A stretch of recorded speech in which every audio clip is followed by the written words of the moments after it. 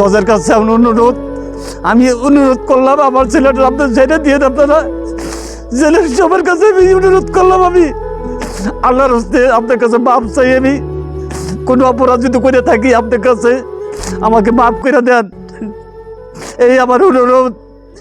আমার মনে মধ্যে খুব দুঃখ ভিতরে, আমি মনে মধ্যে নিজে আত্মহত্যা করে আল্লাহ আমি নিজে আত্মহত্যা করবো।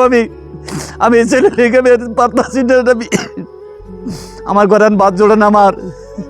এই আপনার কাছে একটা অনুরোধ, দেশবাসীর কাছে আমি অনুরোধ করলাম। আমি সবার কাছে, বাংলাদেশ সরকারের কাছে অনুরোধ করলাম। এই আপনার কাছে একটা অনুরোধ করলাম। এই এছাড়া কোনো আমার কিছু নাই, আমার আর কিছুই আমার। আমি এমন কেউ শুধু খাইতে না, আমার সন্তানরা যে আমি একটু দেখতে পারি না। আজকে আমার মাজর বাইজি থাকতো বুঝতেন, তাহলে আমার দরদ বুঝতো। একটা মানুষ আসলো, মাইসের মতো মানুষ আসলো। কিন্তু ওর দ্বিতীয় বিয়ে করে ওর সন্তান আছে, 3টা সন্তান আছে, ওর বউ আছে। ও দ্বিতীয় বিয়ে করে অনেক চরিত্র এত খারাপ হয়ে গেছে বলার মতন নাই। ভালোবাসা তো সবই করে, লাইলি মজনুর মতন ভালোবাসা করছে। এই কি অপরাধ? এই ছেলে মনে বোঝেন, মামা তো ভুবতো ভাই, তারা প্রেম করছে। এই মনে বোঝেন ইচ্ছা করে মেয়ে আইয়া পড়ছে আমার ছেলের কাছে। আমার ছেলে বলছে যে আমি গরিব, হ্যাঁ তুমি যাও গা। না, আমি তোমার ভাতে আমি খাবো। হারাদিন পর 1 মুঠ চাল জুতে এনে দেয়, আমি জালটা খাবো। আমি এই ঘর ছেড়ে আমি যাবো না। আজকে মনে বোঝেন আমার ঘরে ভাতও জুড়ে না। এই মনে বোঝেন আজকে ওই 24 দিন ধরে আমার ছেলেটা ধরে নিয়ে গেছে গা। 3 মাস ধরে আমি অ্যাক্সিডেন্ট করছি। আমার ছেলেটা জেলে খাইয়ে রইল না খাইয়ে রইল আমি জানি না।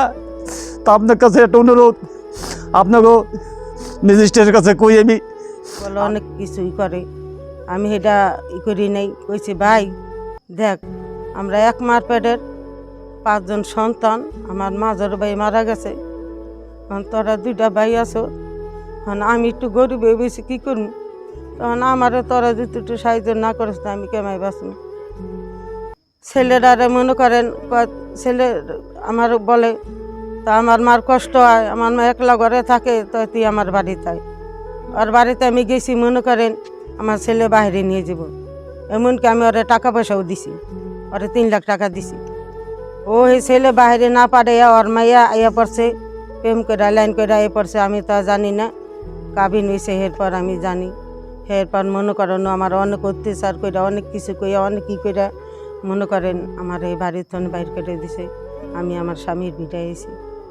আজ 3 মাস ধরে মনে করেন আমার স্বামীর হাত ভেঙে গেছে, পা ভেঙে গেছে। আমি মনে করেন অনেক কষ্ট করে চলতেছি, অনেক কষ্ট করতেছি।